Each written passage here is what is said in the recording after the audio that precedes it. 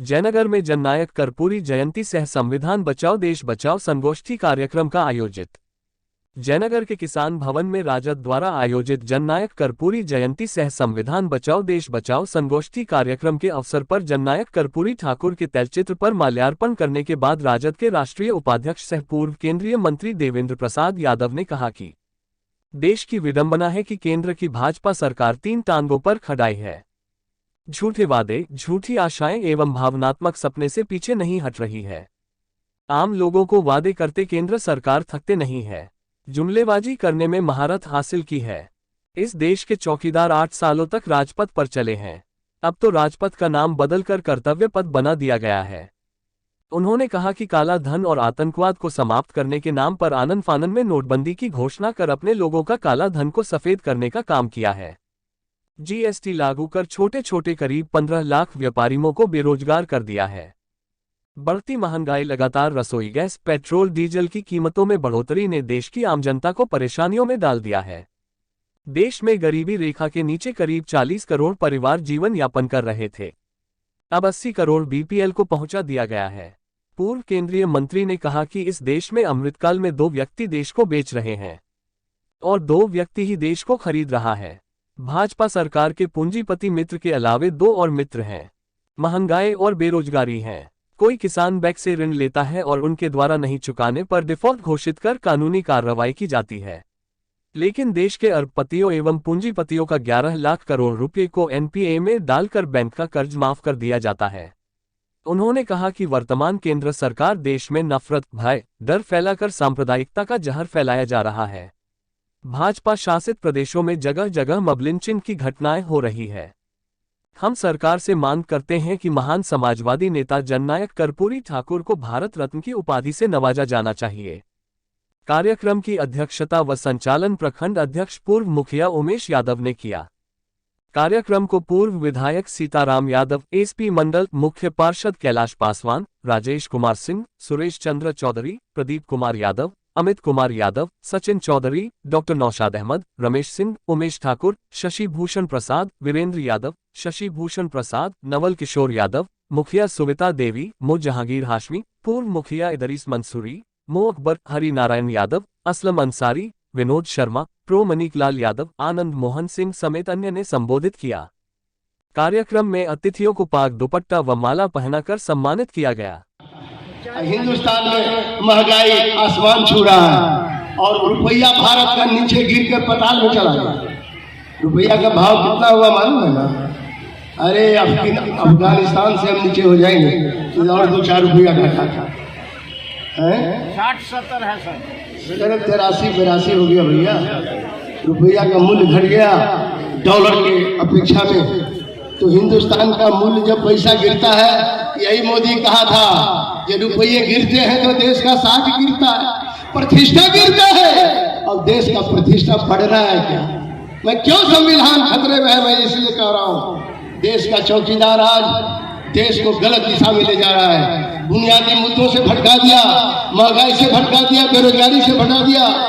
2.5% बेरोजगारी था, आज देश में 22% बेरोजगारी हो गया। मैं आपसे इसीलिए निवेदन करता हूँ, किसान का कर्जा माफ नहीं हुआ, लेकिन इनके जो मित्र हैं, अडानी अंबानी तो है ही, और भी कुछ अरबपति मित्र हैं। इन सब अरबपतियों मित्रों को 11 लाख करोड़ रुपया माफ कर दिया, बैंक का कर्जा माफ किया। आप बैंक से कर्जा लेते हो 50,000 रुपया, किसान तो आपका बैंक खोला जाता है, आपका जमीन मॉर्गेज होता है, आपको नोटिस जाता है। गरीब का, किसान का 50,000 रुपया किसान का कर्जा माफ नहीं होगा। कृषि लोन, बड़े पूंजीपतियों का, अडानी अंबानी, अपने मित्रों का माफ हुआ है 11 लाख करोड़।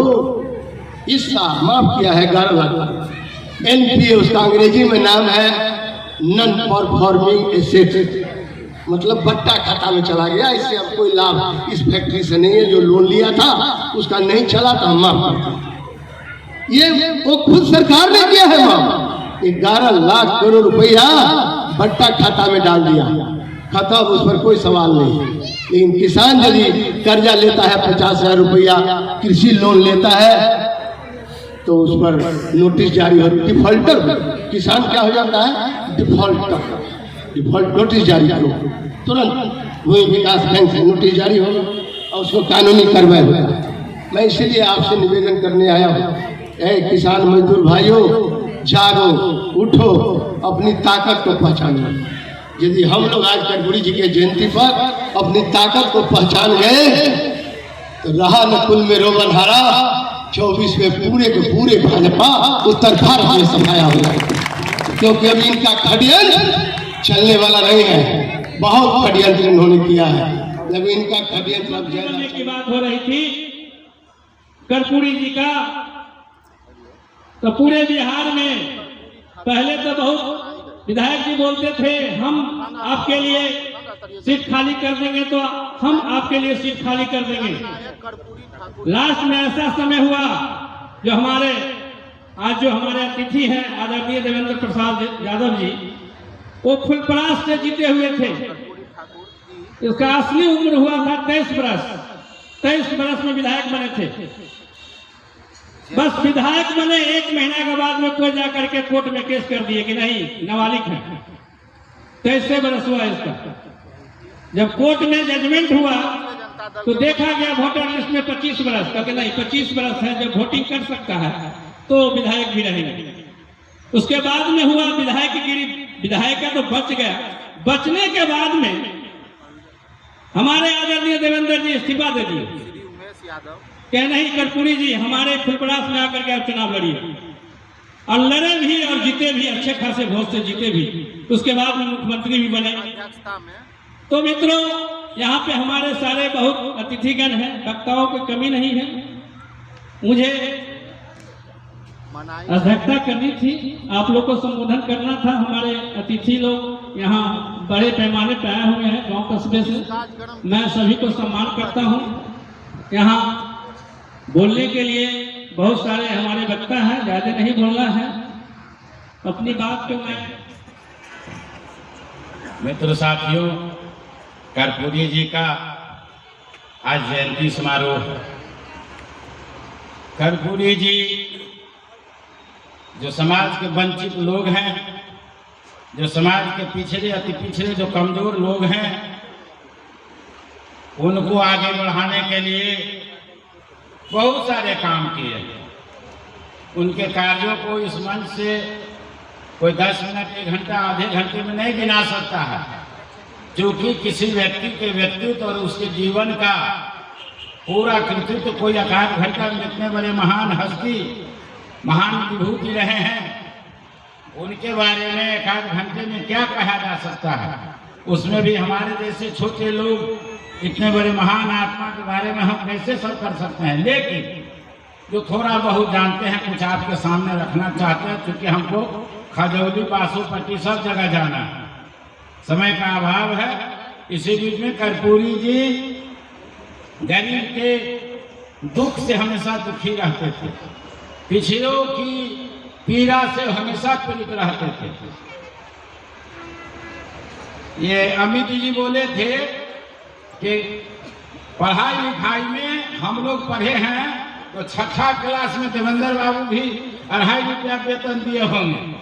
हाई स्कूल में 4.5 रुपया वेतन लगता था, और वो पैसा लोग नहीं देते थे तो उनका नाम कट जाता था, और शिक्षक छड़ी लेके उनको स्कूल से खदेड़ के भगा दिया जाता था। हम लोग पढ़े हैं, हम उसके भुक्तभोगी हैं।